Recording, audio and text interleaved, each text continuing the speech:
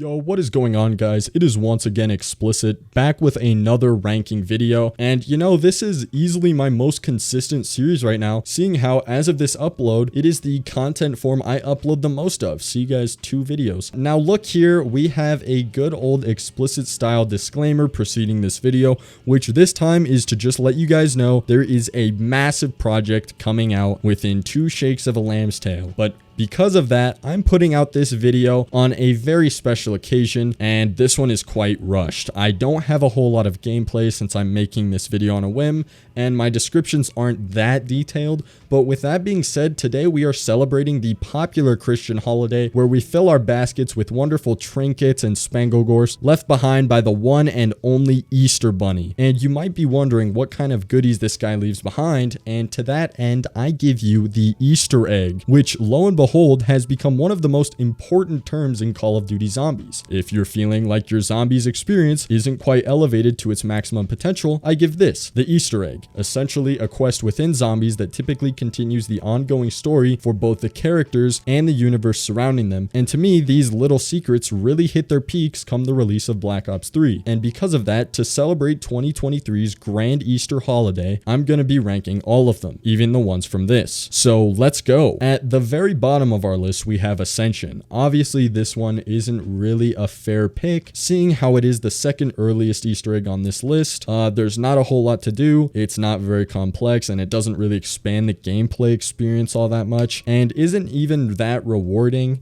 giving you only a death machine with an extended duration, which is really like the least I think a map can do, like at least give us something. But no hate towards Ascension, obviously it was the first Easter egg, but I hardly think it's anything special besides a landmark for Zombies, as it was the first major Easter egg in the series and really began the trend that was Easter eggs in our Zombies maps. Next up, we have the Giant, and I wasn't really sure whether or not to count this one, seeing as how most people don't even count it as a main Easter egg, and here I'm gonna explain the criteria for the ranking, so that way this list isn't that controversial, and the criteria is just my opinion. It depends on whether I like the Easter egg or not. Is it cool, rewarding, fun? That's it. So now that we're familiar with how I'm ranking these, I think the Flytrap Easter egg counts. I mean, it gives you a worm, and it still expands the story, and while the Annihilator isn't much of a reward, it is a permanent upgrade, and the Easter egg is relatively simple and not demanding at all, only requiring a Pack-a-Punch weapon. I quite like this one. I find myself doing it almost every time I play the Giant just because of how purely simple it is, but there's also not a whole lot of substance here despite its effectiveness, and not much to talk about, so let's just move on. Now we have our number 8 spot, which is going to Zetsubou.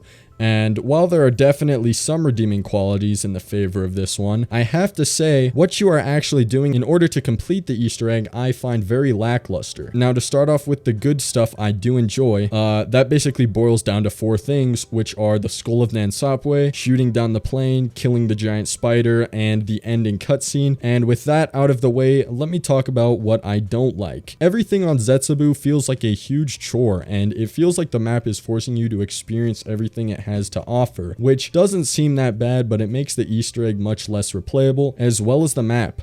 I don't really like the KT-4 or the Masamune. I think the boss fight is a little goofy, and I just find getting the shield tedious. It also doesn't help that I just really don't like Zetsubou. I rarely come back to this map, and I know that's not a very uncommon opinion, but it just makes a mediocre Easter egg even worse. Next up, we have Shangri-La. This was the first Easter egg where Call of Duty really got adventurous. The scale of the map is grand, which leans in its favor, and it is also just really cool. However, it is another situation where the map does drag down the rest of the Easter egg, but that's more of a structural error, as I think the theme of the map is really cool, and I can't really knock the Easter egg down on this one. I think the story is very interesting, but I also don't like that it requires 4 players, and I also think some of the steps can get a little tedious, like the Spikemore steps. Now we move on to the Easter eggs that I think are genuinely good. These could all range from anywhere between high A to S tier, and all have good aspects, and the entry kicking off our good Easter eggs is Revelations. This This one isn't very tedious and was absolutely worth it, being essentially the end game of zombies, which kind of nullifies any points that could have been deducted for it being tedious, as of course, for the final Easter egg, a challenge is important. I also really like how little is required of you in the regards of the other secrets around the map. Things like the masks, time trials, and Easter eggs existing in their own vacuum where the Easter egg isn't required, really makes the Easter egg shine more. It's also extremely rewarding. I mean, seriously, after obtaining the Better Tomorrow Easter egg, you really feel like a pimp. You reach an awesome conclusion, get a million XP, a couple calling cards I'm pretty sure, and the RK5, which makes it easily the most rewarding Easter egg Black Ops 3 has to offer. The only thing holding it back for me is I find it a little anticlimactic, and I just happen to like the other ones even more. Next up, and I'm not really sure if this is controversial or not, is Gorod Krovi. This is another map where the story and mechanics really shine, even though there are a few tedious tasks. To start, I love the confrontation between Primus and Ultimus Nikolai. It is genuinely one of the best story moments in all of Zombies. And I also think I'd like it even more considering how Ultimus Nikolai was my favorite Zombies character at the time. It also just utilizes the setting really well, pitting you up against one of the dragons at the end. But as much as I like this Easter egg, there are no doubt some flaws in my opinion. To start, I think this Easter egg can get pretty overwhelming, and to me is definitely one of the more challenging Easter eggs out there, which isn't always a bad thing, but it does kind of stop me from wanting to do the Easter egg more and replaying it. And the other is just the bomb step. While it has gotten easier to understand since the release, it is an absolutely excruciating painful task if you aren't up to the challenge and don't know what you're doing, as it can fully reset you if you don't know what you're doing. But it is still overall a good Easter egg and built up so much hype, and that is why I think it deserves its placement. Now guys, in the number 4 spot, we have Shadows of Evil. I find this one to be so much fun. Getting the swords, doing the worm step, the flags, the rituals. It really is nearly flawless as far as the steps go.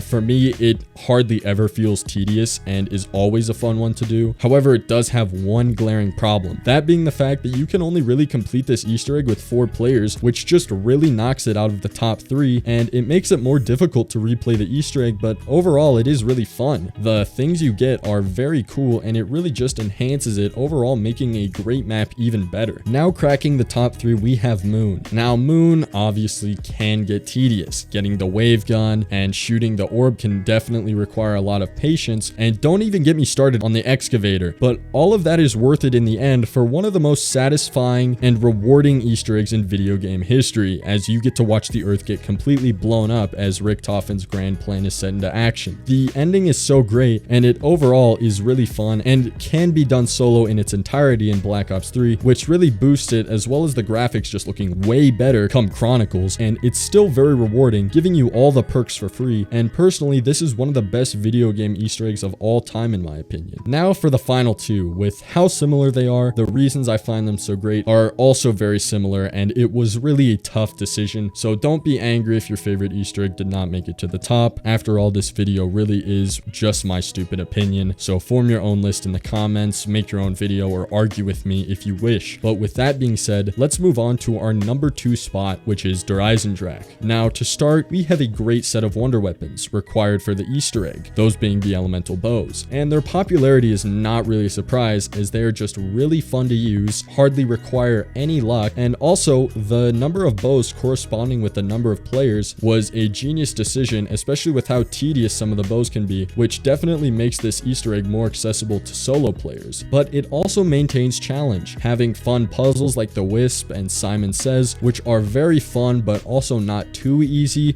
which seems like a good balance. The time traveling is very cool, and then the Easter egg is finished off with the first ever true final boss for a map in COD Zombies, and it was executed nearly perfectly with fun mechanics within the boss fight and a very fulfilling ending, seeing the destruction of the moon this time around and concluding with an emotional scene between the Primus Richtofen and the Ultimus and Primus versions of Dempsey, cluing us into what is really happening throughout Black Ops 3's story and setting in motion the rest of the game. It's all around fun, super accessible, and easily in the running for the best Call of Duty Zombies Easter egg of all time, but just one slightly edges it out. I'm sure you knew this one was coming, and I know it's definitely the obvious pick, but I will preface with some context that may help you realize how truly good this Easter egg is. Its origins, by the way. But anyways, around 2014, I strongly remember hearing the hype around Origins and how how game-changing it was for zombies, and for most of the time I spent playing it, I wasn't quite impressed. In fact, I thought it was seriously overrated, and one of my most controversial opinions is that I still do think Origins is overrated to an extent. However, I absolutely cannot deny the impact of this Easter egg and how many good ideas it had despite my negative thoughts about the rest of the map. And sadly, it's all probably stuff you've already heard, but I'm gonna explain it anyways. To start with a simple one, the staffs are such a smart move. Giving a wonder weapon to each player had not ever been possible before unless you include ray guns besides through exploits, and giving them unique abilities, each of which being powerful, helps them maintain their elusive presence. It's also important to note that the formula of 4 wonder weapons for each of the 4 players would become a common occurrence for the rest of zombies appearing in maps such as the aforementioned Der Eisendrache, Black Ops 4's Alpha Omega, and Cold War's Die Maschine. It also introduced so many fun, innovative mechanics that were used for parts of the Easter egg, such as the robots, the tank, among others, and the steps were not only a clever idea, being the Vorkuta steps from the Black Ops 1 campaign, but were not at all tedious, and most of the time super fun. Origins also helped craft not only a sufficient conclusion for the time it was released, but also began a new chapter for the zombies timeline that would blossom into its true glory throughout Black Ops 3. But the main strength that I feel gives this Easter egg so much more importance is the fact that I pretty much can't help but do it almost every time I play the map. Whether I'm playing with friends for fun, going for high rounds, or just playing solo, completing the Easter egg feels like something I have to do, and I always have so much fun without feeling like the Easter egg lessens my experience, as I would argue that in the best way it only enhances it, and it just fits so well with the surrounding map. All of this makes me feel that Origins is highly deserving of the top spot on my list. Anyways guys, I hope you enjoyed the video, and after this next one I think I will finally be going back to map guides for a while, but until then prepare because there is an absolute banger on the horizon. Also, if you enjoyed me talking about Black Ops 3 Easter eggs and want to watch me and my friends complete the Call of the Dead Easter egg, go to my friend RoboFart's channel, which is linked down below. He's been a huge help in the process of this video and absolutely deserves some attention. And with that being said, I appreciate the support and I will see you guys later.